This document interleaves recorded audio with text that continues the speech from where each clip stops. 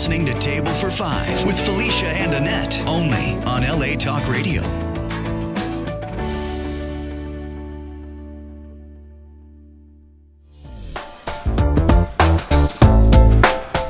You've seen The View. You've heard all the real talk. Now have a seat at our table. You've heard all A Table for Five. Now have a seat at our table. A Table for Five.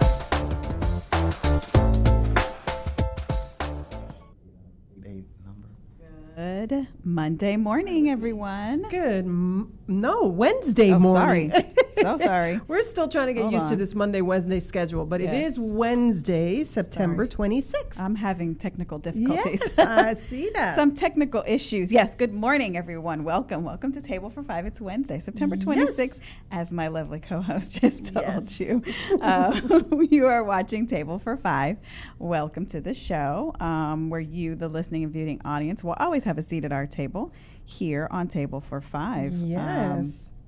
Yes, I am still having technical issues. Are you not? She can't hear herself. Real. It's okay. Yeah, but we also always like to remind our listeners and our viewing audience how to get a hold of us, stay in contact with us when we're not on the air, and how to just find us all through all of our social media platforms, which is Instagram, Twitter, Facebook, YouTube, and website, which is I like to call it our one-stop shop, which is www.table-for-5.com. And on there you can kind of catch up with what we've been doing, how we got started, a little bit about ourselves, and you can see all of the former shows on our gallery page. So our gallery page, when you go to it, there's a lot of pictures. If you kind of toggle over the picture, there's a link on the picture, and you click on that little link and it'll take you to either our YouTube channel, or you could always go to latalkradio.com, and they have our shows archived as well. Yes. Click the links. Get caught up. Absolutely. And I just wanted to say, and if you want to be a part of this conversation, we are currently on Facebook Live right now, or you could call in at 818-570-5085.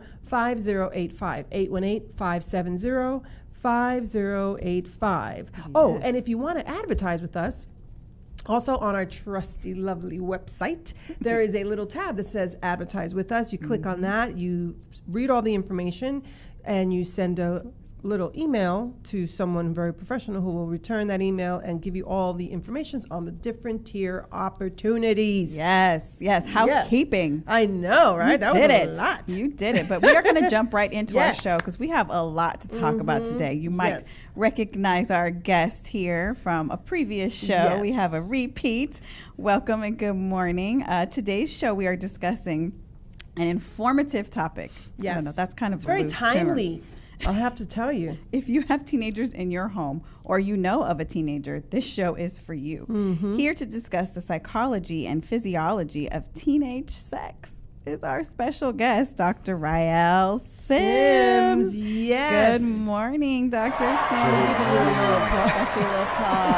I know you can't hear, but it's okay. Yes. It's going out into the airwaves. Yes. I'm going to do a quick little bio real quickly before we jump in. Yeah, just a refresher. Just to refresh you, if you guys don't remember, when Dr. Sims was here last time, he's a friend of Table for Five. We're so excited and thankful to have him back. Thank you so much for joining us again. Absolutely. Dr. Sims is a relationship expert, body language expert, motivational speaker, and neuropsychologist. Sorry, that's a mouthful.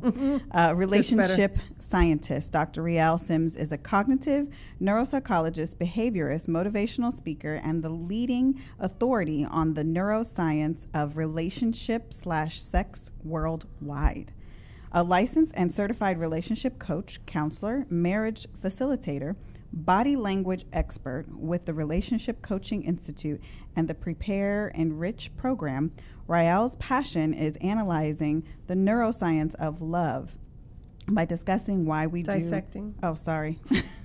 Where am I? By dissecting. By dissecting why we do what we do from an eco, bio, psycho, social, spiritual point of view. That was a mouthful. That was a whole paragraph, half a page full. And if you, again, want to join in on this conversation, if you guys want to give us a call in, the number to call is 818-570-5085, or we are on Facebook Live. Yes, we Good are. morning, everyone on Facebook. Thank you for joining us. Good morning, everybody. So this is an interesting timing, I think, on this conversation, because I Marco Polo almost every day with my nieces who live in Florida and one in Pennsylvania, and they have teenage children, teenagers. And so we were just having this conversation about an incident in both of their homes that was related to their kids. Yeah. And I said, we're going to have a great show on. We're going to have an expert, and he's going to bring some insight to how do you speak to these. I mean, they're older teenagers. They're not like 12 or 13, they're not 13, 14. They're 18, 19, 17, 18, 19, but still they're teenagers. And so their encounter with sex or they're playing or they're experimenting has kind of like freaked out their mothers. I think it freaks out all mothers. Yeah, it does. But that's safe to say. In one case, and fathers and parents. Especially if it's a girl. Especially, which is what my and husband I guess said. if you have boys, then the mothers are hyper hysterical. Yeah. Well, this was interesting because there's a boy and a girl in both instances of the conversation, but their reactions were so funny to me. I know they don't mind me saying this, but not good. funny. I was like, wow, you're just throwing them under the bus. No. It wasn't funny. I understood their apprehension because they were both teenage moms. So they reacted like, oh my goodness, I don't want them to, go through what I went through as a teenage parent. But their conversation, one of them was like, oh my goodness, I set him up to be okay, but he didn't do it. It was a choice. And the other one was like, oh my goodness, I told her never ever to do it until later, but she did it anyway. So it was a very interesting conversation. It's like, what makes, I guess my question to you, and I had a whole bunch of questions. I have like 2 pages. Okay, how young is too young for teens to experiment with sex of any type? Any, intercourse, oral sex, any kind of sex? Go ahead, I'll let you answer. Yeah, you have young, and you have normative, and you have late. And before 15 is young. Okay. 15 to 19 is normative. Really? And 19 is late. We see we're taking notes. Yes, we are in session. We are in class, y'all, because I have teenage boys. Yeah, and I know it seems like it's like, wow, that should be a lot later. Okay, right? so let me, this is one of but my... I believe it. I understand it because of the biology. The biology of ourselves, the biology that we learn in school. And we have to realize what puberty. culture we're in too. Right. Because it depends, like we're here in America, but in other countries, it's acceptable and it's more normative, even if it's even younger than that. Because in different cultures, it might say, well, at this age, you're an adult, right? But here in America, we say at a certain age that you're an adult. And yes, still we would say it's still too young just in case you end up pregnant and you don't have the necessary tools, male or female, because here in America, the way it's set up, the way the social society is set up is that we have to have the education in order to have a job, in order to take care of the child. Sure. Right? So so then that's when we could say, well, is that too young, versus the real stat of saying, normative to late after 19.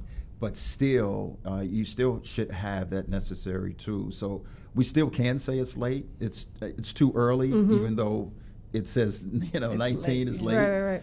And then back to what you said, yes, biologically speaking, early you have to understand that, the way the female body is designed. So when we have so many eggs that you have when you're, especially, I think it's 400 and something after adolescent, because you use all of the eggs up. So it makes sense too. But again, it in our culture, it really wouldn't make sense. Right. Right. Just culturally, though. Yeah, just culturally, because and you do have to work. You do have to think about in this culture as far as someone who's planning on having kids. Like let's just say back in the 40s. Right. I was gonna. Yeah. You know, it was. Different. Yeah. It was much different. Yeah, people got married earlier. People got married early. People had babies earlier, but because you were also not living as long as we're living now, too. That's right. So by the time you're in your 40s, should have lived kind of a full had life. Already. Yeah, I mean, you absolutely. Yeah. And you have people trying to have kids at 40 now, right? And so yeah, absolutely. And like you said too, people got married early, and also it was that the male had jobs where he went out to work, you know, and the woman, she, you know, was at home, and she had to work because that's still work, right? And so as time changed in this society, where now the woman is in the workforce too, and there's a decision that they have to make, you know, so yeah. Because in your caring for the child, and also too, I think when you talk about different parts of the country, I think culturally their view of family and reproducing, I think, is different than ours, because I want to say people are collectively more, you know, that the saying that it takes a village to raise a child, I think is like a true statement. And I think in different parts of the world, is they live it more than we do here. And I think a long time ago, we used to live that. People didn't, you know, move away from their families. So you had, you know, other generations, older generations in your family that were available to help, and people would stay connected and close together. I mean, I remember, you know, in my parents' generation, I want to say maybe it was like I guess the second or third generation where women were really in the workforce, and so both of my parents worked. But I remember my grandmothers being there and available and around, and so they would take care of us when we were younger, and then like if we were sick or, you know, something like that. But that doesn't happen anymore. People, you know, move away for jobs, and us as parents, I think now we're like, go children, and, you know, take these opportunities, but then you're not connected. So that's kind of, so I think we've done it to ourselves culturally, and I think protecting our kids so much has also, it's fighting against their biology. Yeah, absolutely. So this is a great conversation, I think, that we're having. And that's why the key word you just said too, and that's why it's so important to have that conversation too with the LLC. Now, even though, like you said, they had the conversation, but she did it anyway, right? Right. That's 40%, or actually 80% of what you just said happens. And it's gonna happen. You could have that conversation, but what comes in the way? Biology. And guess what else comes in the way too as well? Friends.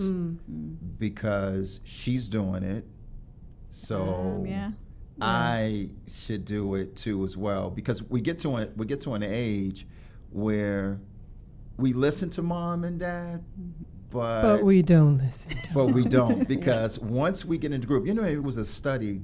And I'm paraphrasing the study, if I remember, and the insurance company found that more accidents was with young teenagers was when the teenager had friends in the car, because they were more influenced, right? And so we do know that when, especially a young lady too, and male, but more with the young lady, if she has friends that are also having sex, she could be more influenced, because I don't want to be ostracized, and I want to be with my friends, and I want to do like my friends, and I want to be equal to my friends. I don't want people to laugh at me and say, oh, you're a virgin, oh, you haven't had sex, you know. Do you think that's more for girls, though? I feel like it would almost be more for boys. Oh, it is for boys, too. It is for boys, too, because actually you're right, though. Because boys want to brag about it, and they want to, and they want to lie, and they want to lie and say that they did. And unfortunately, for women, for girls, for young ladies, when there's a lot of guilt and shame, especially if it's not a intimate relationship. Although the study is showing now through education, hearing everything about the education about sex, it has went down as far as people experimenting as much as they did at one time. And it's positive. More, it's very positive. And one thing too, a great thing that that the young ladies are now trying to be in relationships before they actually do it, because they're experimenting with sex, and then the young man is not having a relationship with you.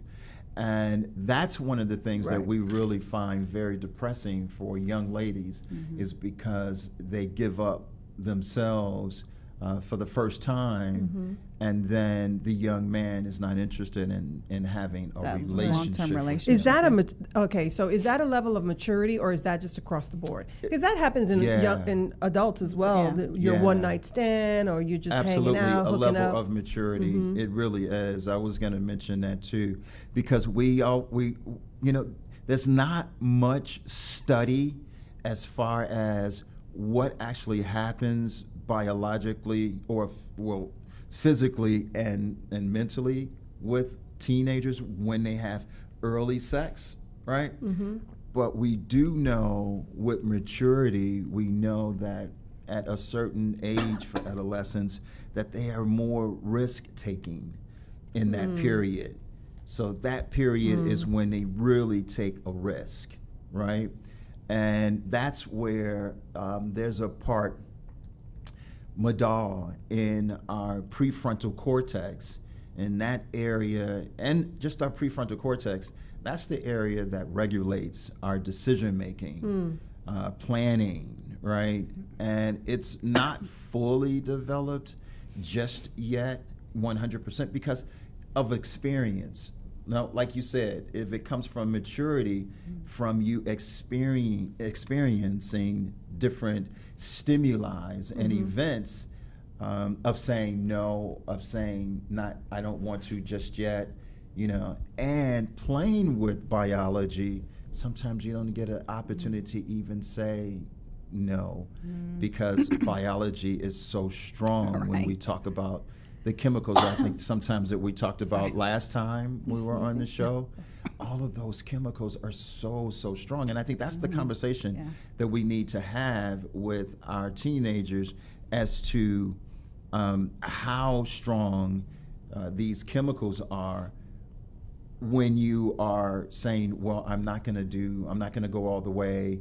I'm just going to fool around. And I think we talked about that before. And if not, for the people that don't remember, but when we say we're not going to go all the way, we're just going to fool around, the fooling around is what's going to lead you to actually indulge in it happening, right? Because you're putting yourself in a situation that you don't have the maturity or the experience to say no. Or to control. Control, the regulation, because the prefrontal cortex, and there's other parts in our brain too that's responsible for regulating, but that main part that's in our prefrontal cortex is really crucial in maturity, in developing that maturity at that time. And it makes a whole lot of sense, right? Now, I don't want to get it mixed up, because when we talk about the brain and we say the brain is mature by age 25, that's what some of the statistics say. But we also have to understand that the brain is always maturing. It never really stops maturing. The people who are listening to us today and looking at us today, they're not going to be the same as they were of course, tomorrow, as they were yesterday. Or even who we were in our 20s. Right. Well, even late 20s, early 30s. Yeah. Right, absolutely, absolutely, because we're constantly learning, because our brain is what? Plastic, right? So we're constantly learning, and we're constantly maturing, and constantly getting more data into our brains, So One thing that we definitely know is just during that period is more risk taking, right? Because when we get mature, and we don't really know why it's so strong at that period, right? But we can say that maybe it's teaching us to learn these lessons a lot faster. So by the time we get to the age where we can learn from those lessons, right? Yeah. So make your mistakes early, make them. Yeah. It's pushing you to do it, and then you either have to figure it out or you make the mistake, and then you hope that you learn. Well, I don't want my kid to make a mistake at 13, 14. But as a parent, as not a parent, sexual mistake to watch. Because we're talking about sex. Yeah. No. I don't want it. I think that's too early. I wouldn't want my son to be experimenting at 13 and 14 because he's not mature enough to control that. That's what one of the comments was. Being exposed at an earlier age of 15 and under, doesn't that open the door to more sexual experimentation that can harm relationship building in adults? Yeah, between before 15, that has a major effect. Because that's puberty too, for both puberty. Girls and boys. Well, I think you go up to puberty until about, what's the average age that you would say that you're like on the end table? Well, on the end table would be like 17, 18. Yeah. So you're still going through it. So I feel like in that beginning part, you have that rush. And we were talking about where's there no control. I think the no control is coming from the fact that they have a rush of these hormones that are just flooding them. Because that's when those hormones are kicking in even strong, and that's why it's so important to have that conversation about, because we don't talk about biology. We don't talk about that to the kids, to actually explain to them what is happening right now. And what happened to Donna and Karen could happen to you, but now let me teach you how to be in control of it, how to train the brain, or how to teach the brain or the prefrontal cortex. So growing up, teenage, high school, my friends, and I had friends from all walks of life, doing all kind of crazy things, but they did it in a more private way. So we didn't walk around in school with our, we weren't overly sexualized on the exterior. Even though I knew my girlfriends were having sex, a couple had a couple abortions, like I knew what they were doing, but it wasn't in your face. I feel like now you walk into a school environment and it's in your face. You're almost like, what did your mother let you go out? Like I find the girls are so overly sexualized. Where does that come from? Is that something that the media is feeding into, or is it something that they're reading? Is it what is that? Is it bad parenting? No, it's not bad parenting. Well, listen, I'm gonna just say maybe it is, because I'm not gonna say that my parents were great parents, but I think they were. And at the time, I thought my father being so strict was just awful. But in hindsight, I look back on it and I think to myself, I'm glad that he was that strict, because I think it saved me from going down that road. But I wish that more girls, the girls that I'm seeing now, like, I'm just going to put it out there. My son is in high school. The girls that I'm seeing now, I just want to take all of them and mother them, because I'm like, what in the world are you doing? And who is not mentoring you? Who is not pouring into you? Who is not strict enough in your household? But I wouldn't say it's bad parenting, because that's just like saying a girl who wore a short skirt got raped because she wore that short skirt. It has nothing to do with bad parenting at all. No, because listen, my son goes to a private school. Everybody wears a uniform. These girls all come out of their cars and roll up their skirts in front of their parents, because they don't want to have the long, But I wouldn't say that's bad parenting. They're doing it in front of their parents. If they're doing it in front of their parents, then that is bad parenting. No, because then your parents should be like, stop. Yes. I'll be like, stop it. You need to go roll that. Wait until you go out of my eyesight. I mean, if you're going to put clothes in your backpack and change, but you're making a judgment on what they're wearing, meaning that they're going to do something inappropriate. I don't think because they're wearing short skirts that they're going to go do something inappropriate. I just think that they want the boys to look at their legs and the story. Not all girls have the same intention. This is true. And I don't think that women should automatically be targeted because they look a certain way, but I think it's the look along with how you act also. So I think it's all rolled into one, and if you let one go, then it's going to snowball into this effect. And they're like, if this is the way that I'm getting attention, then I'm going to continue to have this behavior but that in goes order to to my draw point that more when attention. And it's going to be an unwanted type of attention. But then that goes to my point in my original question is like back in the day, we didn't dress that way, but we were still behaving that way. Right. Now, back in the day, we're dressing that way. Some girls are behaving that way and some girls aren't. But what is the psychology behind this culture of, you know, less is more, look at me, what is the social psychology? What is that? The social psychology. Is that what it is, the social? Because we're talking about now having sex available, more available to us than at a younger ever. age. Like these are middle school. I mean, the doctor we had here a couple of months back said that kids are being sexualized like in elementary. Yeah. And I was shocked. She's an ER doctor, and she's like, kids are talking and doing sex in elementary school. It's not. Oh yeah. And that's one of the major keys. How did that happen? Is that's sociology. What I'm saying. We're talking about allowing, you know, the things that are happening even more so than the 60s, than the hippie time, sexual revolution. Right? Do you think it's because parents are not having these conversations? I find I have to agree on both, though. I have to agree on both.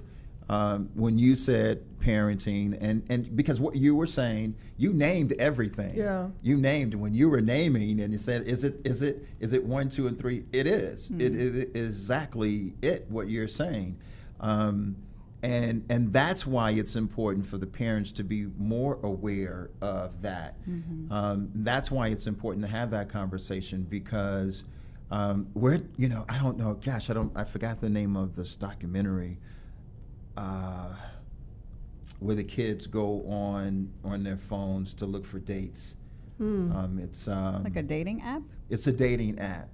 And you guys should see it. All parents should watch it. It's a documentary. Is it on Netflix or? It's on HBO. Oh. It's on HBO. I think I know which one you might be talking about. It is so important to see that because that is exactly what we're talking about. Do you guys know any of the apps? Tinder. And Tinder. That's it. That's the one. Is that okay that we? Yeah. And I think there's a dissociation. Like the kids are like not connecting with the fact that you're doing something that has an end result. Like doing it on your phone means you're detached. Detached. Right. Yeah, you're removed from the consequence of what's going on. That's right. Absolutely.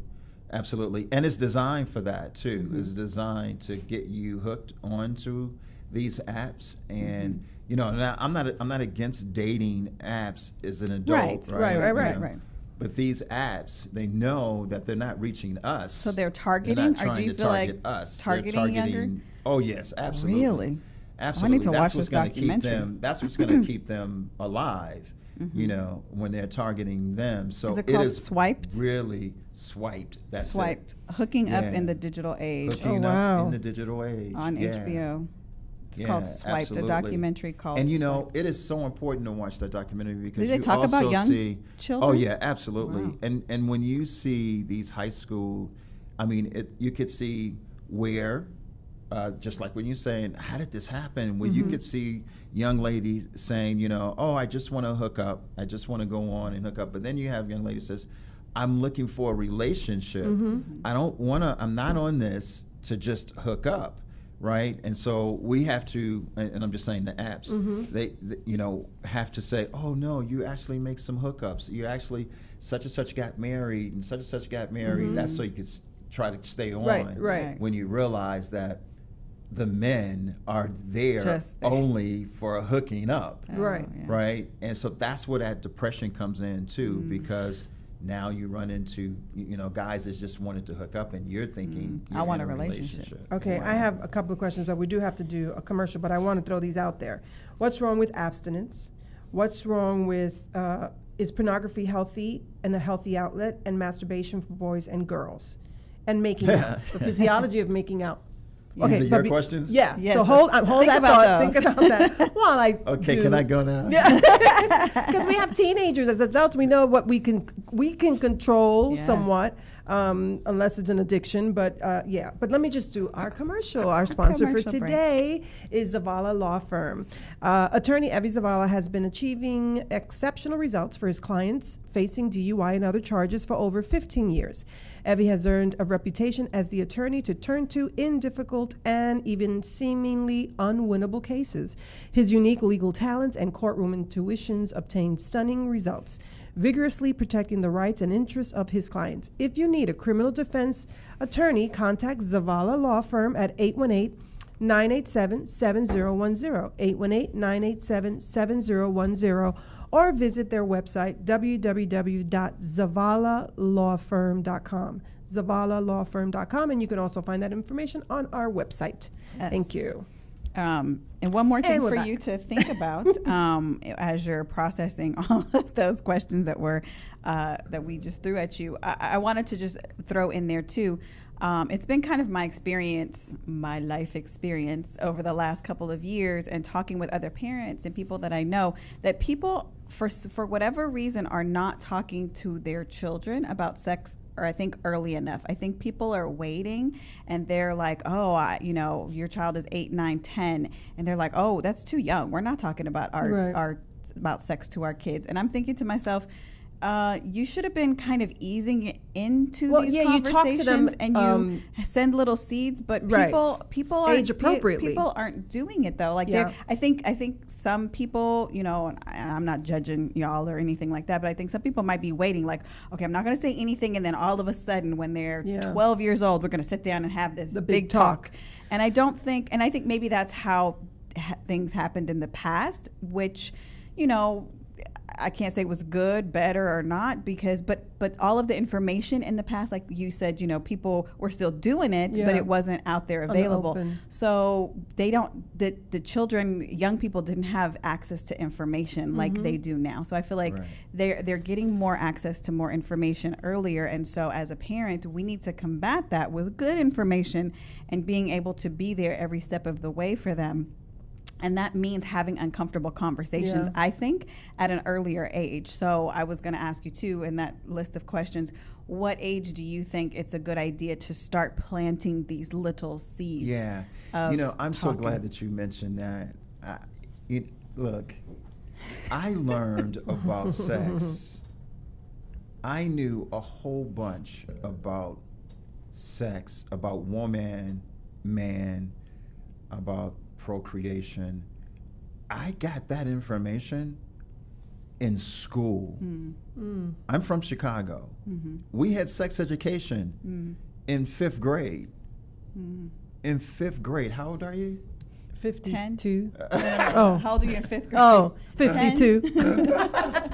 No, you're right. But I have to say, no, I got my sex education in junior high school.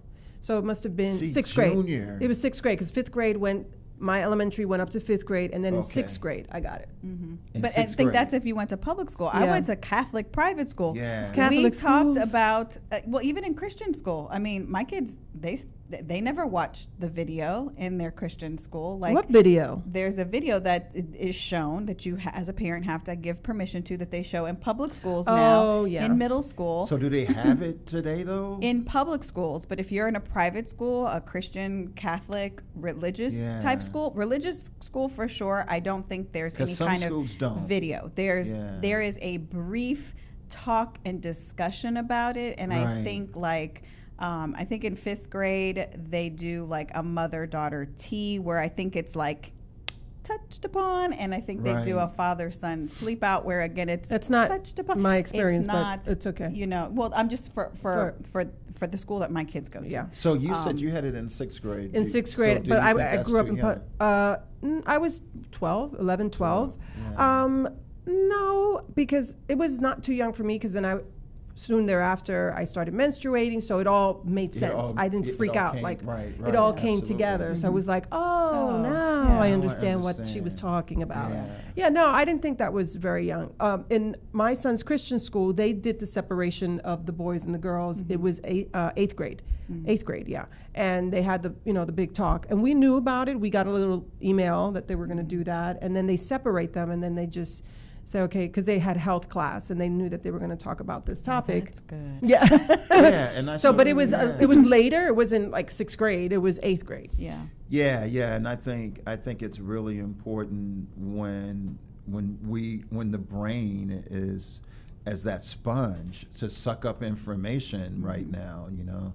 And I think it's so important to teach life where you can get that understanding at an early age. And it also helps prevent mistakes, right? And I think that's something that education is so important, you know, to prevent. But when you give it later, when that teenager is at the age where I don't want to listen to my parents, I want to listen to my friends, that's when it becomes very difficult, right? Because we know that at a particular time, the gray matter in our head, in our brain, that causes more neurons and synapse connections. Once it hits to a certain age of 18, the peak, then it starts to go down, right? And now trying to educate or trying to talk will be a little more challenging. So what age do you think people should start planting that seed? Yeah, I think between 5th and 6th grade, you know, 11, 10, 11. Yeah. Because like you said, once you started your monthly, and I don't know what word I could use. Menstruating. You can use any kind of word. We anything. are on radio. We are good. No censor here. Love it. You understood. Yeah. Because they gave you the information, you know, and I think that's pretty cool because some people don't get it at all. And then they have it and they're going, hey, what's going on? What's happening?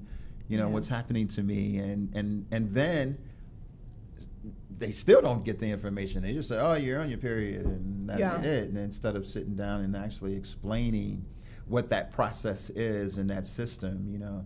And that's something that I like doing. Yeah, I also think it's cultural in a lot of families. I mean, I grew up in a very strict home, so it was very lightly talked about. I mean, thankfully I had an older sister, a lot older sister, so she kind of filled in the blanks where my mom kind of just brushed over, gave me the big picture, and then my sister said, okay, this is really what she meant to say. So that was very helpful to me. She gave you the real deal. Yeah, but I had, she was, you know, she's 12 years older than me. So at that time, you know, she was getting ready to be married. So she was like, okay, let me tell you what's going to happen.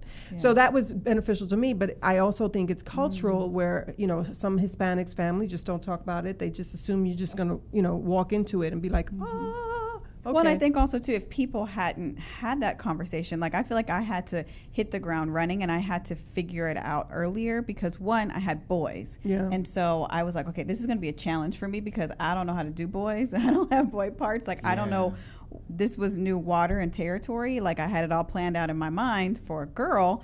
But boys were different, and then you know, I didn't have it. I didn't have that example. Like I didn't have someone that, you know, sat down, or we didn't. It wasn't actively talked about. We were a very religious family, and so especially certain topics like masturbation was definitely never brought up. That was a key that you said too. Yeah. Because we say cultural, but we also have to say religion. Yeah. You know, because it also based on what religion that's in that culture, you know, because that's something that you just don't discuss right now or ever. Right, because, you know, it's sex and you know, oh my God, that's bad, and you don't talk about. Listen, when my kids were little, you know. Well, when my oldest was little, because there's a big age gap, we would spell out the word sex.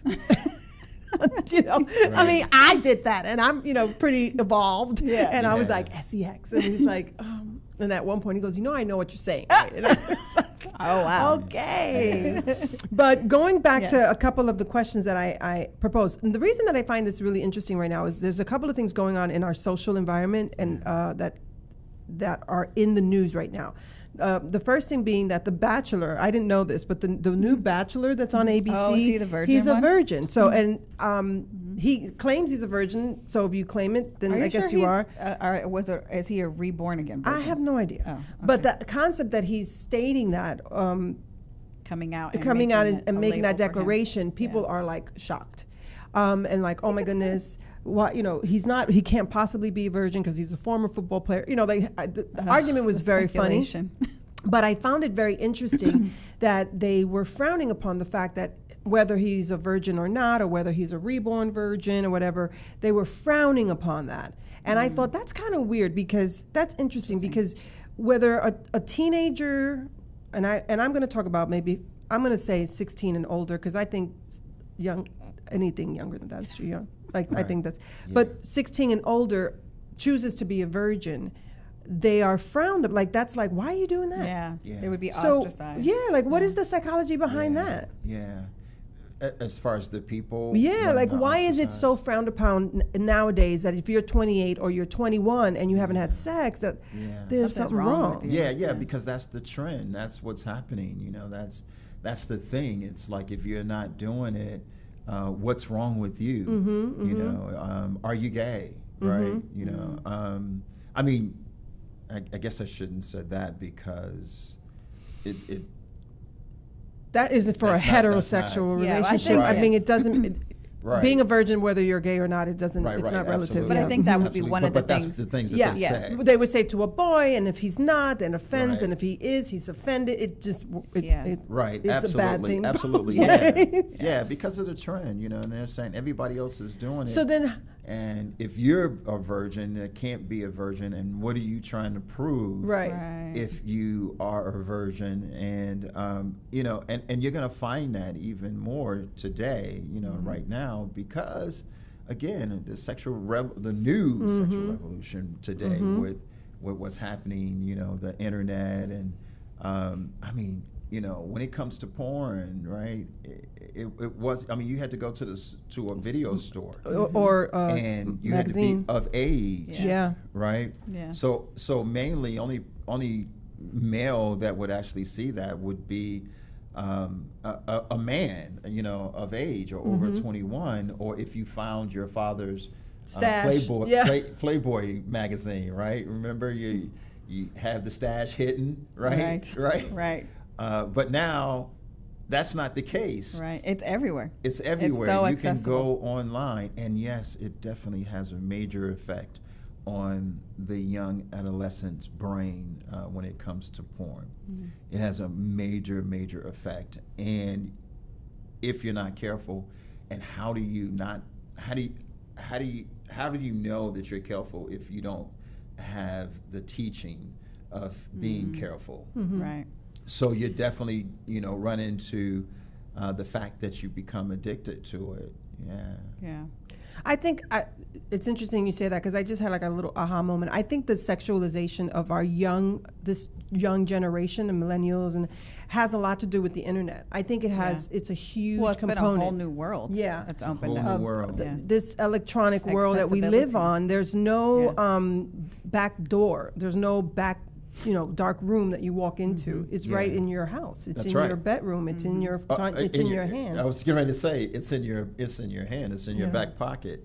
And so I think to combat that, I think us as parents, we have to do a better job educating ourselves on how to protect our kids, because, you know, in every sport, I think they say, you know, stay ahead of your opponent. In basketball, I know we tell our kids all the time, stay in front. I feel like we have to get in front of this. We have to stay in front of this. And I don't think the parents in our generation, I'm just going to throw us under the bus and speak to y'all directly. I don't think we're doing a good enough job. I don't think we're doing a good enough job getting in there, trying to figure this thing out and trying to figure out how we get ahead of it and how we help them protect our children. Because it's easier just to step back and say, I don't know, or that's like a lot to get into, or it's a lot to investigate, or it's a lot to be on their phone checking. I don't want to be checking their phone all the time. Well, I'm sorry, but then don't give them a phone. Don't give them access to a computer. Oh, well, I have to because of home. No, you don't. It's just an extra element that I think our generation is going to have to get used to, because we are going to have to teach them how to then police and parent their kids in this fashion, because I think it's only going to get more accessible from here. Well, I think from my personal experience, when my son tripped up on pornography, the computer was in our family room. We had one computer, and it was in our family room. It wasn't, you know, it wasn't even like away. No, it wasn't. It was open. I was like, wait, what?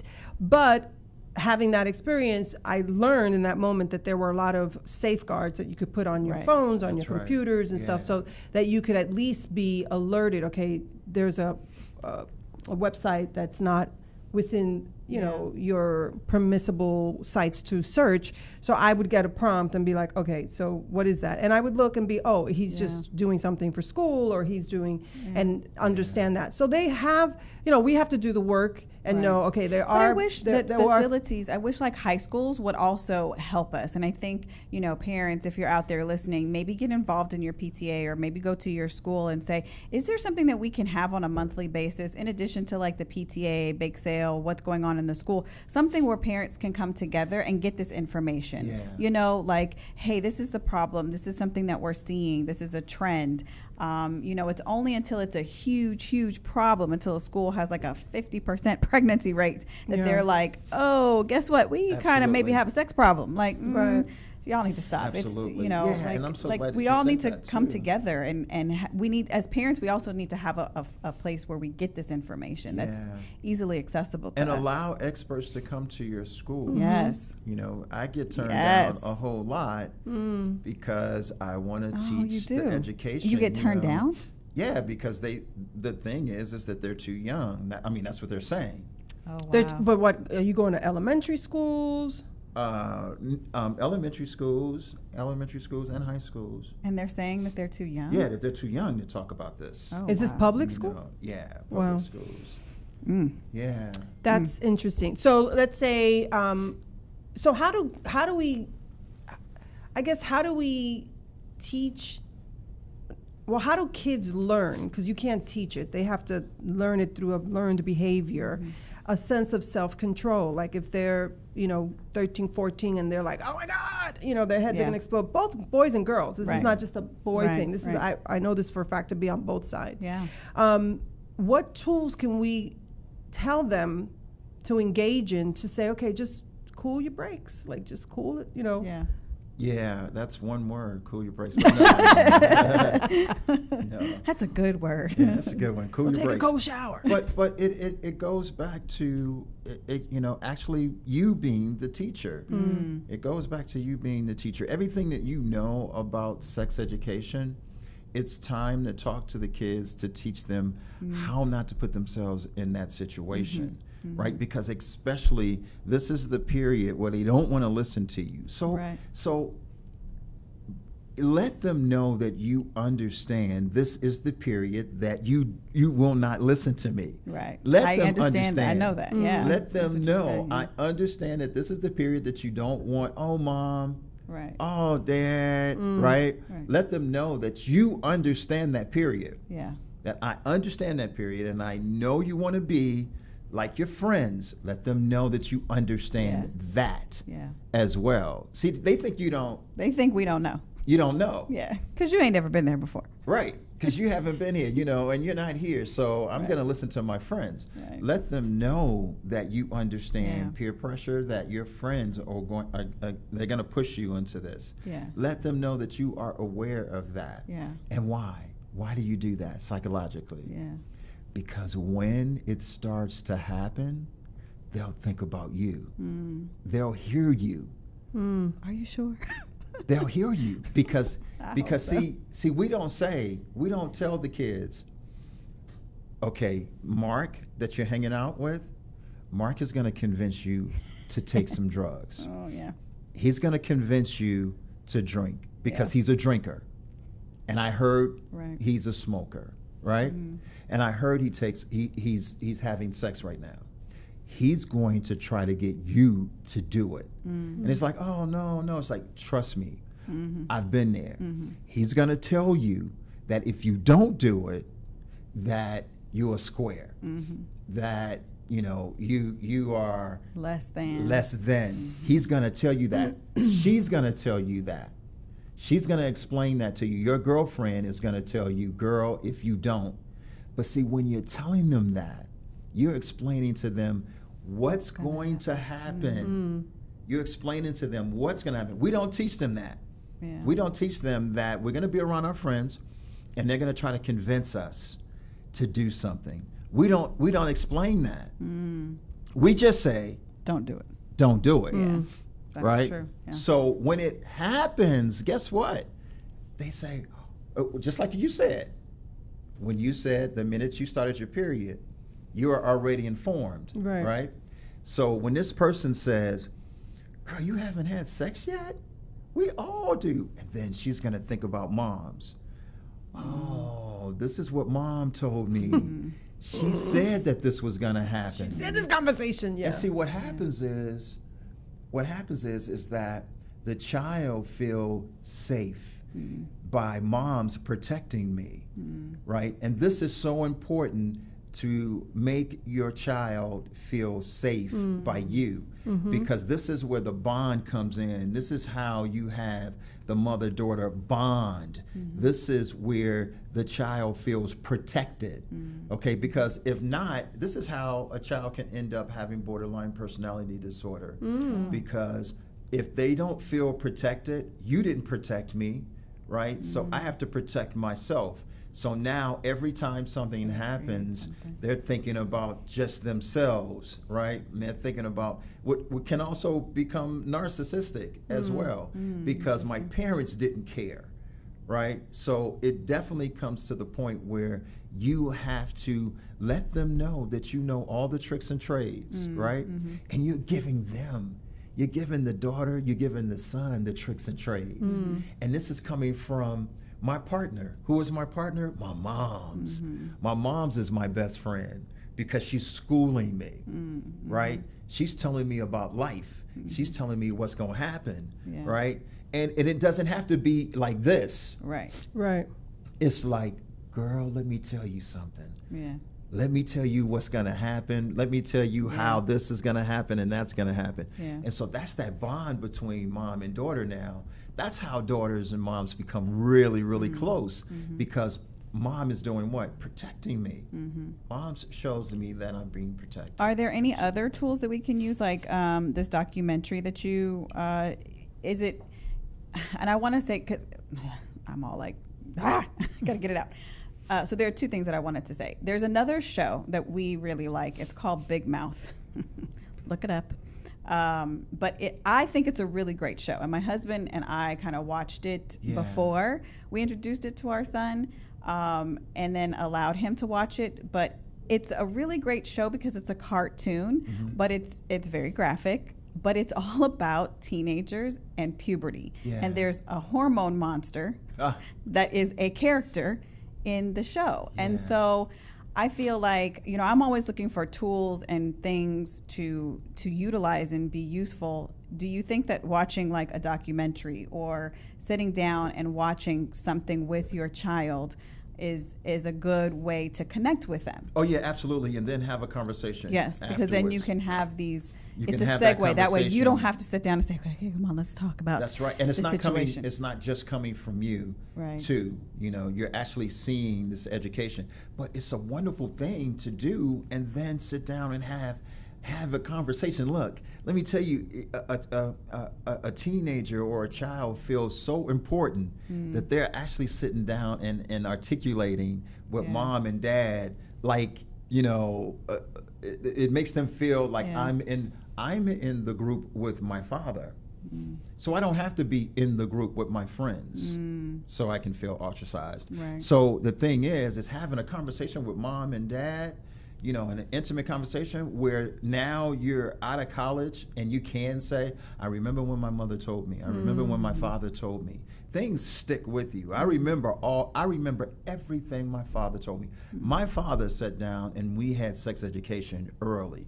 I learned the woman's body. I learned everything. And when I studied biology, you were like, hey. I pretty much knew. I was like, I don't have to study, right? You know, my father broke everything down to me. I mean, he broke everything. He couldn't tell me, he couldn't articulate it the way, you know, a professor would, right. You know, but he explained everything to me. And so I understood everything. I mean, I knew everything. And now I'm at the age where I can explain it, you know, I can articulate it in a medical way, right? You know, but these are the things that my father taught me. Well, so, yeah. I mean, I think you're making excellent points Do we have any questions real quick? No, we just have a bunch of comments, but I think you're making excellent points.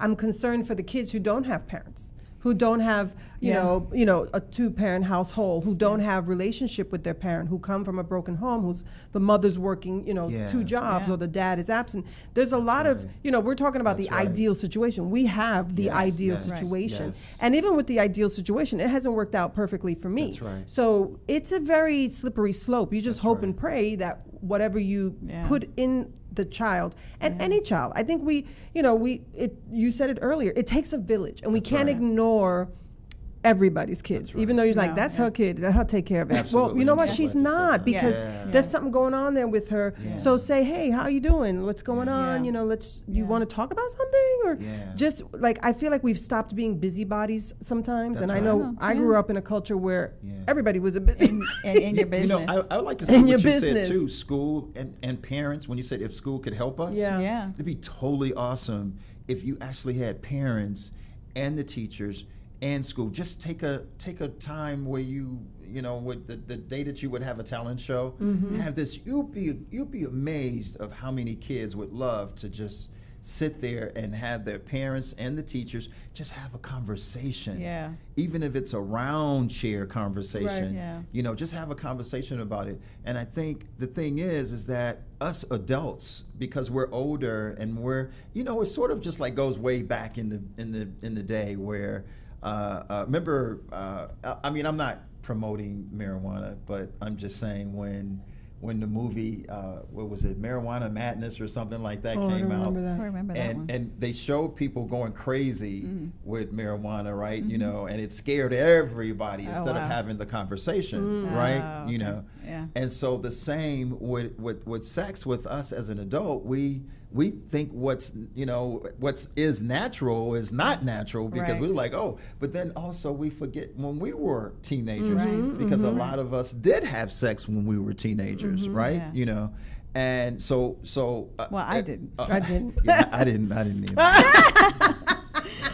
When I was 35. All right, I think that's it. 40, I think. Well, I take that back. I guess I was a teenager. I was 19. Yeah. So. No, I wasn't. I wasn't. I was. was in my late 20s. Late 20s. Oh, good. Good for you. You get a gold pen. I mean, a red pen today. Yes.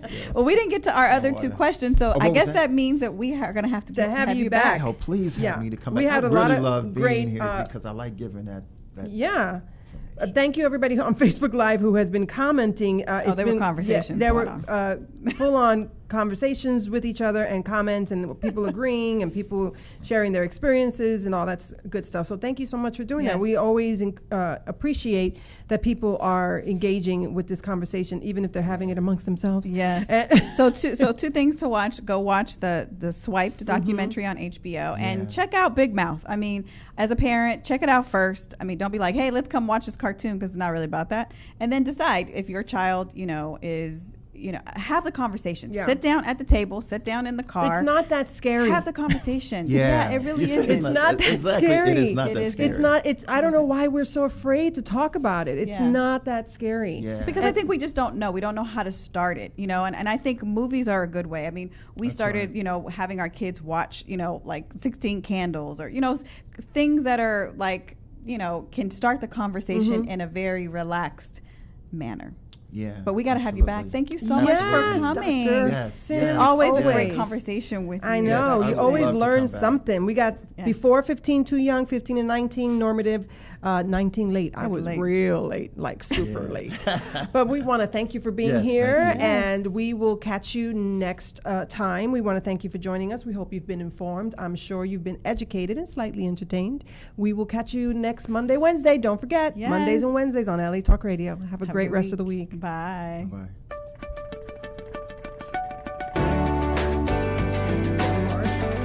You're listening to Table for Five with Felicia and Annette, only on LA Talk Radio.